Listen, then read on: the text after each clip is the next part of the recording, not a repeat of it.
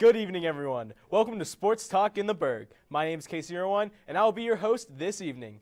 Joining me today are a decent trio of guys, but they'll do. We've got Mr. Evan Basista, my fellow bench warmer Sam Goldberg, and the king of RMU, Nathan Kingston.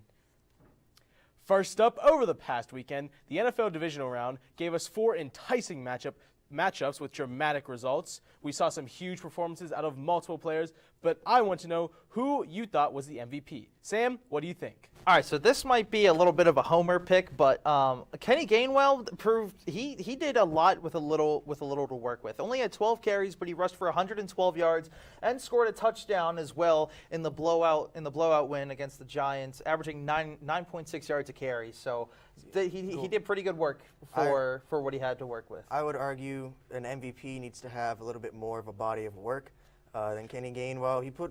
I will say he put together an impressive performance, but for me, the MVP has got to be Joe Burrow. Not many expected him, nor the Bengals in general, to win on the road in Buffalo. He went 23-36 for 232 yards and 2 touchdowns. He added 31 rush yards as part of a strong rushing attack for the team, and they went in. I don't want to say they shocked the nation, but you could argue most of the nation was on the Bills' side, but they went in, they got the job done, and Joe Burrow was a big reason for that. I'm on the same side with you here, Evan, because I picked Joe Mixon. He had a great game. He absolutely destroyed that Bills defense of what was left of it after what unfortunately happened and the loss of also Von Miller on that edge. And I'm telling you one thing, that Bills defense, it slept. It slept on Joe Mixon in that run game because he had 20 carries for 105 yards, averaging 5.2 yards a carry, and he had 1 touchdown. If that is not a good MVP performance next to Joe Burrow, I don't know who else is. I mean, the reason why I say Kenny Gainwell, though, I mean, if you physically watched the game, like some of his runs, there was a 3rd and 12 they gave him the ball. He fought for a first down. He carried 3 Giants players across to get the first down. Like he was a workhorse. See, I would argue he's more of that kind of balanced attack. They had Miles Sanders, Boston Scott, and Kenny Gainwell. I don't think you can really take one of them and say they're the reason why. I think you can make a case for like all 3 of them contributing to that, but I don't think you can just focus on one. Yeah. Sam, I don't know why I asked you because you're a homer.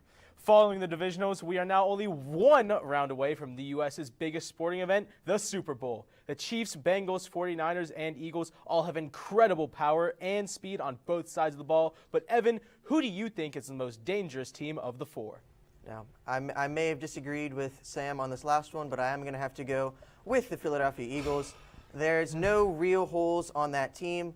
You could argue during the midseason it was the defensive line, but they went out, they got Ndamukong Suh, they got Linval Joseph, and if you look at that last week's complete domination of the Giants, sorry Colby, I think it proved that top to bottom they are the team to beat.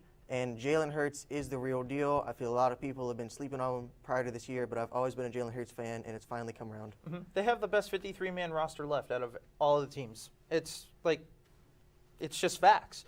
Like, nobody, like the defense of Kansas City really doesn't impress me. Like, the Eagles have better defense than Kansas City. I would argue they have the best defense out of the 4. So I know you picked San Francisco, and I can't wait to hear the Brock Purdy hype. No.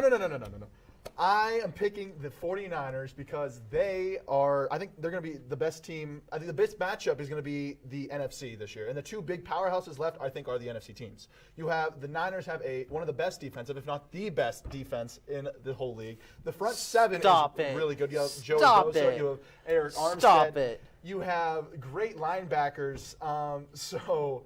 I mean, I don't know what you want to see here. I mean, yes, you have Brock Purdy. Yes, that is the big subject that everyone's talking about for the 49ers. He is getting the job done. He is not turning the ball over. He is making the throws that are necessary, and he is not trying to force things. He hasn't played a real defense on the road in freezing temperature. And so this will be a good test, will it not? Yeah. See, when it's a big game like this on the line, would you rather want? I'm not going to call him a game manager, but would you want more like a general kind of quarterback in Brock Purdy, or do you want the quarterback that can go out, make the big plays? That's Jalen Hurts. That's what you need. All you need is a good system and a good set of players behind you. So while the guys think defense is the answer in the NFL, on to NHL defense. Last night, Pittsburgh Penguins starting goalie Tristan Jarry suffered an injury in warm-ups that will keep him out until after the All-Star break. Jari has had a career year and has undoubtedly been the reason for multiple wins for the Pens. With Casey DeSmith's unconvincing performance in Jari's absence, including allowing 6 goals last night, how will Jari's injury impact the team? Nate, what do you think? So I mean, if you didn't see the game last night, you saw it was. I think it was pretty high scoring for a hockey game. 7-6. 7. was I mean, are you kidding me? Entertaining. It was yes, entertaining to say the least. I'm glad they actually got out of there with a win, but as you can see, them not having Jari there is just a huge mess, especially in the goal.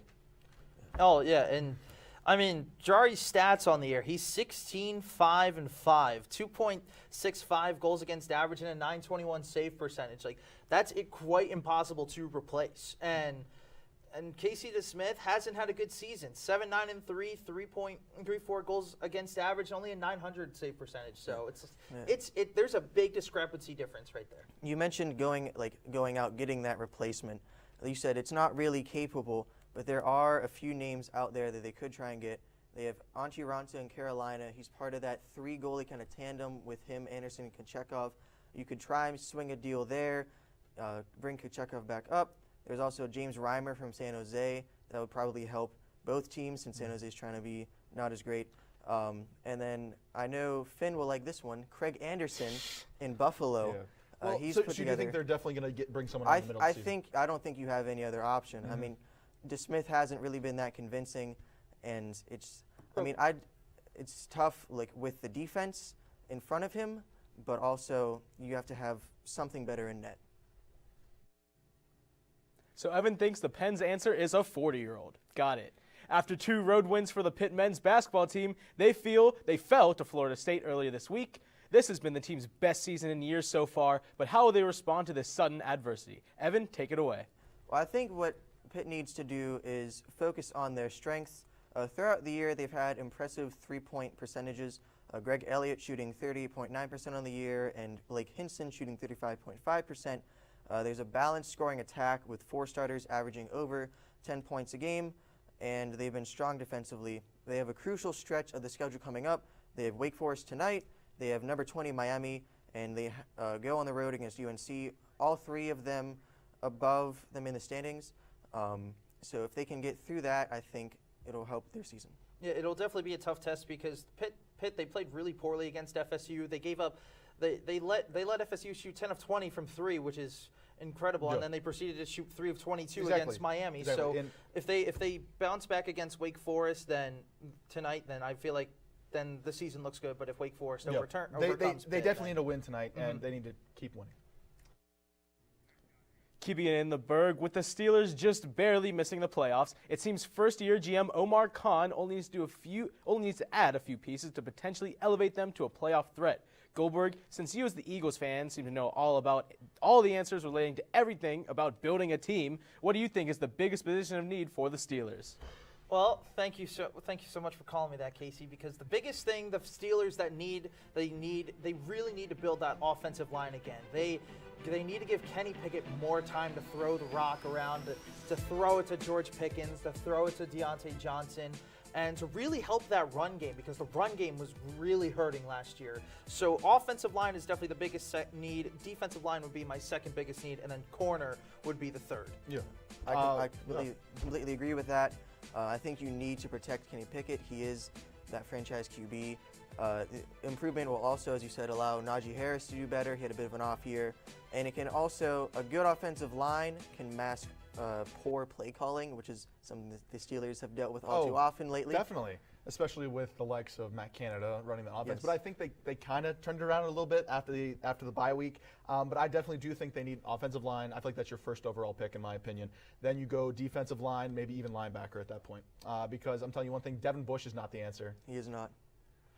But I know they are thinking about bringing on wide receivers, such as like Jordan Addison. He's going to be a big pick, and plus Pickett even played with him, so it's true. That'll be interesting, Jordan Addison. It's kind of because he's kind of undersized, he's undersized, kind of like a Devontae Smith kind of undersized. That's kind of like my NFL comparison to him. Yeah. Because Jordan Addison, he's either going to be a boom or bust guy, and I feel like if he could be a decent wide receiver 3 for the Steelers, but again, you have to address the O-line and defensive line situation before you go off. Exactly. Plus, I feel like he's just like a Deontay. Earlier this week, the NHL released the jerseys for the upcoming All-Star Game. Taking some retro and Miami Vice inspiration, what do you guys think of these jerseys, and do they make you more excited to watch the game itself? Evan, you're the hockey guru around here. What do you got for us? Oh, I absolutely love the design. It gives that retro feel, which is what you need. I love the Miami Vice, how they did that as well. It's just a completely perfect fit, and I love it. The jerseys look so sick. Like, I'm a broke college student, but like, I might just go get a jersey because they are so sick. They're so cool looking. Like, this is probably one of the best designs in 10 years. Exactly. Plus, this type of style, this retro, like 80s Miami Vice kind of thing, I'm really into it right now. With all my clothes I'm actually getting now and shoes, and definitely this jersey is really going to pop, and I think it's going to skyrocket. I agree. They think they might be hyping up a little too much, but it's your own opinion. Well, when we come back, the guys they're going sports betting as they'll give us their buys and sells for the week, but luckily not for actual money since they're already broke. We'll be back right after this. Severe weather can strike anytime, anywhere, but there's a simple way to stay safe. Hey, Jim Cantore here. I stay safe in dangerous weather by planning ahead. You can stay safe too with a few easy steps. Build an inexpensive kit with supplies for your family's needs. Write down important information like phone numbers and medications. Always talk with your family, and remember any pets in your planning. Be ready, be safe. Start your plan today at ready.gov/plan.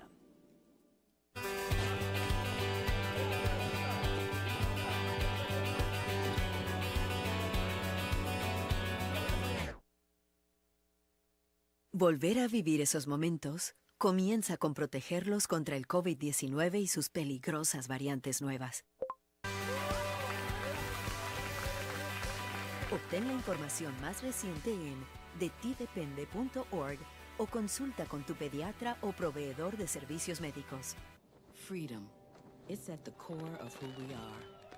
The freedom to live without fear, to jog where we please, to wear a hoodie. The freedom to breathe. Before we celebrate the freedom most Americans have, we must fight for the freedom all Americans deserve. Because all lives can't matter until Black lives matter.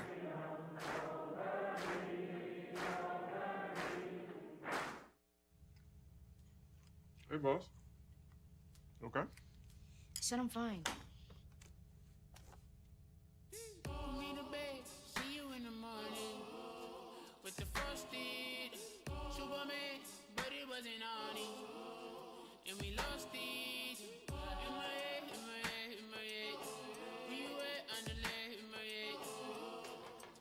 Hey, son. Hey, Bob. You know you can talk to me. Yeah. Welcome back to Sports Talk in the Burgh. Now it's time for this week's edition of Buy or Sell. For the second year in a row, the Cincinnati Bengals will be visiting the Kansas City Chiefs in the AFC Championship game. The Bengals won last year, and Joe Burrow is 3-0 against the Chiefs. So, Nate, are you buying another grand Burrow show, or will the Chiefs and Juju be TikTok dancing on the Bengals Super Bowl dreams? I really hope that there's no more TikToks. I really hope not, because I'm buying this. The Bengals are beating the Chiefs. They are. They're going to do it again, and they've proven it. They can. And I'm telling you one thing: if they sleep on the Bengals like the Bills did, it's going to be another destroying Bengals victory. Yeah, I'm also going all in. As I said before, Joe Burrow is that guy. He's got what it takes. The Bengals just have their number as of late. It's not really much else you can explain. There's also the question of Patrick Mahomes' health. He had that high ankle sprain. I know they've been saying he's good to go, but as always, it's going to be a question mark. Oh, yeah. Well, I'm actually going to disagree with both of you guys. I'm actually going to sell this idea that the Bengals are going to beat the Chiefs because, you know, 3 years in a row, or 3 times in a row in the playoffs, you're eventually bound to beat them once, right? So you got Patrick Mahomes. I really like Juju Smith-Schuster. I love Kadarius Toney. I think Kadarius Toney's going to really shine in this game. And then I feel like Patrick Mahomes is going to just dial up the Cincinnati defense. They're going to find on one leg. Yeah, he's going to be he was a fully participant. He is going to be hopscotching his way to hand off the ball. He was a full participant in today's practice, according to Ari Meroff. So, and then I just can't stand Eli Apple, man. I really can't. I can't either. I Yeah, need I will the give you Bengals that. to lose, man. I need them to lose. So Patrick Mahomes is going all the way.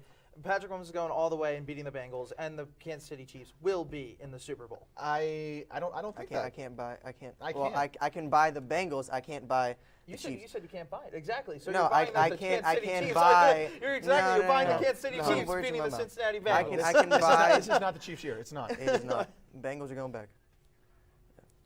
So it's just a matter of Patrick Mahomes can put the team on his back like Greg Jennings. Now, Mr. Irrelevant, Big Brock Purdy has taken the NFL by storm and has led the 49ers to the NFC Championship. However, the team still has Trey Lance on the roster, who's injured this season, but the team gave up 3 first-round picks to draft him. Trey Lance obviously has more latent talent than Brock Purdy, but you can definitely not deny Purdy's leadership and success. Evan, who's got your money to be the starter next season for the 49ers? Well, I'm going to make a little money. I'm going to sell this take. I think that you're going to have a competition at training camp. There's too much invested in Trey Lance. They traded, like 3 first-round picks for him. So to give up on him that early, I think would be a mistake. It also looked bad on the GM's part. You need to get a longer look at what Trey Lance can bring because we haven't really seen him get that opportunity. He's been playing behind Jimmy G, and then this year was supposed to be his first full year, had the ankle injury. But like I said, I think you get that competition at training camp, you get a look, and I think there's definitely a chance that Brock Purdy could start, but I think you have to at least give Trey Lance that opportunity again, see what he can bring, and hopefully he doesn't get injured this time. Yeah. Now for me, I'm buying this. I'm buying this. I feel like Brock he's still proving himself. If he wins this week against the Eagles, and if he goes on to the Super Bowl, it might. It's not going to Oh, happen. okay. Sorry, I'm talking not gonna to a homer here. I'm talking to a homer. I think next season he definitely has more games under his belt as a starting QB in the NFL, as a starter for the 49ers, in that he has more started games than Trey Lance. So I think it's definitely going to be a matchup in training camp. I think it definitely is. But I think at least for the first game, I think it's going to be Brock Purdy starting. I just don't get how you can see Brock Purdy starting. Brock Purdy. Brock Purdy. You don't even know his real name. Yeah, cool. He came in. He hasn't been asked to do much. He's just been asked to throw the ball to George Kittle. Oh wait, he's not. He's covered. You got Brandon Ayuk. You got Brandon Ayuk. You got Deebo Samuel. Oh, Yes. you got Christian McCaffrey Yes. out of the backfield. Sam, as you know, Jalen Hurts also has a very good roster around him, and I feel like you can't make that argument of he's got the good roster when it's both. Oh, didn't you just say the Eagles had a best 53-man roster? Yeah, but still, at the same time, you can't invest 3 first-round picks in a starter and then just magically be like, no, Brock Purdy, and then just Brock Purdy's going to be the starter. You can't. Trey Lance is the starter. We'll have to see when the season comes around. Well, in the end, they don't have Dak Prescott, so they should be fine. Pitt men's basketball has gone off to one of their best starts under Jeff Capel, and Duquesne and RMU are both trying to hang on within their conferences. Do you think that at least one Pittsburgh-based team makes the March Madness tournament, or will the 4-1-2 never be destined to be a basketball city? Sam, are you buying this? Yeah, I'm taking my money to the bank, and I'm selling this idea as fast as I possibly can. Wow. The 4-1-2 is not a basketball city. I'm sorry. You got Duquesne, who's 9th right now in the A10. RMU, I just don't see them winning the Horizon League. And then Pitt, you can make a case that they have a couple resume wins for the dance, but honestly, I just don't see them winning the ACC. So that's why I don't think any of these teams are going to make the dance come March. See, I'm going to make that case that you mentioned. I'm going to buy this take. I feel like Pitt has been playing well enough this year. As I said before, if they can get through this kind of tough stretch of schedule, if they can pull off those wins, it couldn't set them up for success. The ACC as a whole isn't very strong. And like I said, the rest of the schedule after that isn't too tough. So once they get past this, they should be able to string some more wins together. And I think they can make a case for squeaking in somewhere in the middle seeds. Yeah, I completely agree with you. I also have Pitt out of all of the 3 going, so I'm buying this. So out of the 3, I think Pitt has the most chance to get in, the best chance to get in. But like I said, you have to get through that tough schedule there and try to get as much wins as they can. So plus, I know they're projected to get in. I just don't think Pitt has a strong enough type of thing to get in. So. Well, we'll see what happens come March. On Monday, GM for the Los Angeles Lakers, Rob Pelinka, actually did his job for once and made a trade. He didn't even get fleeced, as the Lakers acquired former 9th overall pick Rui Hachimura from the Washington Wizards as they give up Kendrick Nunn and 3 second-round picks. However, the Lakers still have a mountain to climb, as they're currently 13th in the West. Will this trade help the team make the playoffs, or will another experiment by the Lakers blow up in their face? Nate, what do you think? So, I'm not a big Lakers guy. I do follow basketball, but I hope this doesn't blow up in their face. It just might, though. I mean, I disagree. Rui Hachimura had his best season as a Washington Wizard when Russell Westbrook was on the Wizards. He's a floor spacer, and he can really hit the three from the corner. He's shooting just below 50% from the corner, so he's a floor spacer for Russ. And Russ cooks when he's in space and facilitating. That's what he does best. That's why I don't like his situation with the Lakers, but all honesty, I love this trade. Plus, Kendrick Nunn can finally be free and be a point guard with the Wizards. I'm also going to buy that take. As you said, he's been a solid player with the Wizards. I think this is a new opportunity to kind of let him shine. I know he'd been with Kyle Kuzma playing kind of in his shadow before, but this is his chance to kind of break out. And as he said, a former top 10 pick, so there's still a lot of talent there. He could help him this year and beyond if he can just get in that system, get working with Russ again. I don't know what Lakers team and Russ you guys have been watching, but okay. When we come back, the guys will close out the show with their passionate final takes. Stick around after the break. Every day. Millions of people are connecting. And even though we're overcoming obstacles, watching each other's backs, And banding together. we should still make an effort We should still make an effort. to get to know each other. On a deeper level. Father, Cosplayer, Mentor. actor. it's time we take a step forward It's time we take a step forward. Come together. and discover How accepting our differences can make us stronger. Sam, Elmo. Hey, Julia, are you ready to play band with us? I'm gonna play my clarinet. And Elmo's gonna play his drum. Drum loud. Oh, well, you know what to do, Julia. Julia knows. With Julia's autism, loud sounds can be too much. But she still loves to make music. Play band. Early screening for autism can make a lifetime of difference. Find out more at screenforautism.org.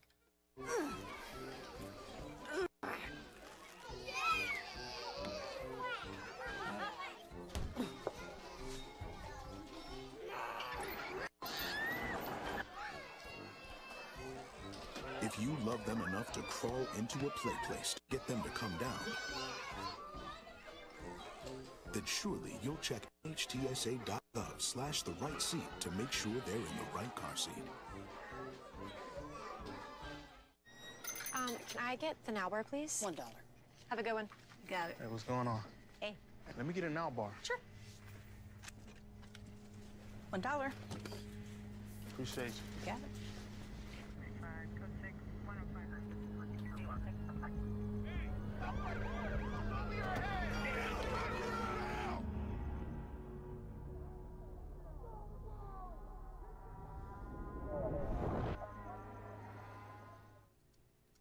Welcome back to Sports Talk in the Burgh. It's time for final takes, and first up, we've got Sam Goldberg with the Eagles take that'll make all you Yinzers cringe. Sam, take us away. The Philadelphia Eagles played one heck of a season so far, and award finalists just got announced not too long ago today.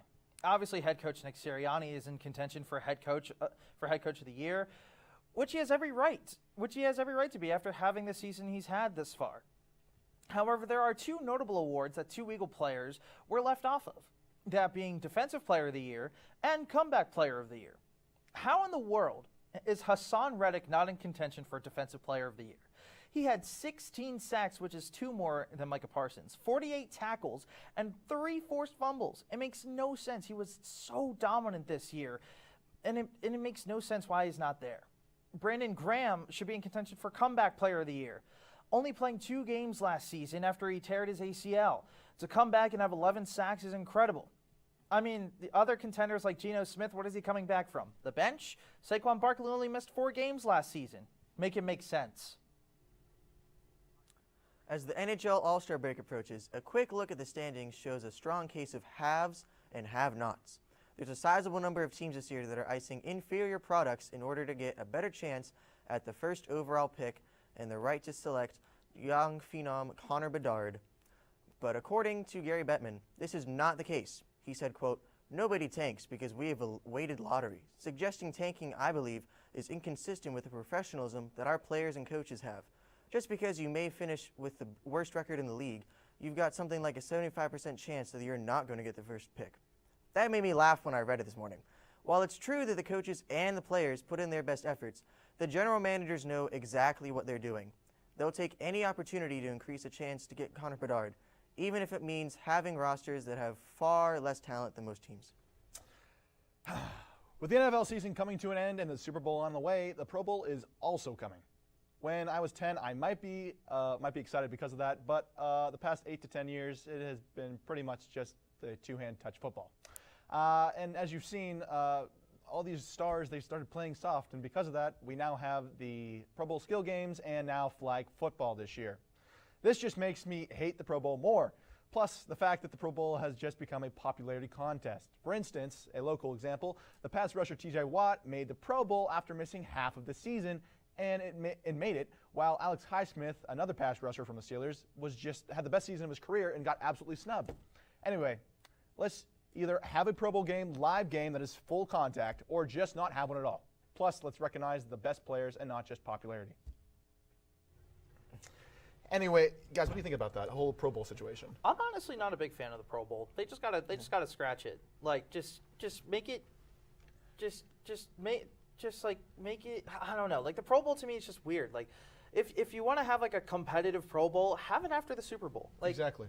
And make it mean something. Like give an incentive for winning or to charity or something like that instead of just having like these competitions. I don't know. Like the Pro Bowl it's just weird to me. Yeah, I agree with Nate. I think you have to have it either all one way or just not have it at all. Goldberg, I know you'd probably want to see more Eagles at the Pro Bowl. That might make it a bit more exciting for you. And with those players that you mentioned, I agree. Hassan Reddick also, he had a great season. But not over Nick Bosa. Just want to claim that. What are you saying? I can say he's second. I can say he is second. Yeah, he's not even there for contention. Like Micah Parsons is only there because of his name. That's it. He had 14 sacks and like 10 less tackles than Hassan Reddick. But yet, I don't know. It doesn't make sense. 14 sacks, though, is still pretty impressive. I know it is less than 16, but you got to give him credit where it's due. Of course. I mean, obviously I will, but still, if fans are gonna be like, hey, stats don't lie, then stats are there that he should be one of the finalists for Defensive Player of the Year. Exactly. Now I know before the Pro Bowl we also have obviously the Super Bowl. What did you guys pick for the Super Bowl this year? For me, since I'm gonna hold true to my sell, it's gonna be Eagles and Kansas City for the Super Bowl. I just think the Eagles just have a much better team than the 49ers because Brock Purdy has played 7 games like in warm weather this season, which he's 7-0, has yet to play a game in freezing temperature and on the road against probably will be the loudest fan base he ever faces as well. I mean, he did face the 12th man in in Seattle, but really, I just think the Eagles are going to provide a tough test for Brock Purdy. Yeah. See, I may have agreed with you that the Eagles are the most complete team, but I think that the 49ers somehow will pull it off. It's going to be 49ers Bengals. Oh it's going to be a rematch from the 80s. I think the 49ers, the system that they have, you can put anyone in, as we've seen, not any disrespect to Brock Purdy, but they have that coaching system in place where you can put anyone in, any quarterback, and they can succeed. Yeah, exactly. Brock Purdy's a system quarterback. Jalen Hurts is the system. Oh, Tom Brady was a system quarterback, and he got some team. No, Tom Brady's the greatest quarterback of all time. All right, we won't go there. All right, guys. Goldberg, I hate to inform you, but every Eagles player is not the best player in the NFL. When Christian McCaffrey runs all over your defense, don't come back crying to me. Against the best run defense in the NFL? Come on, man. Just no. Homer. It's just not, no. Geno Smith, dog, okay, first off. I'm not going to lie, never even heard of Hassan Reddick until you just said his name. So it just shows how irrelevant that guy is. You don't follow how football irrelevant if you don't know that who guy Hassan Reddick is. No one wants him to win. Well, thank you all for watching this episode of Sports Talk in the Burgh. Thank you for joining us. We'll see you all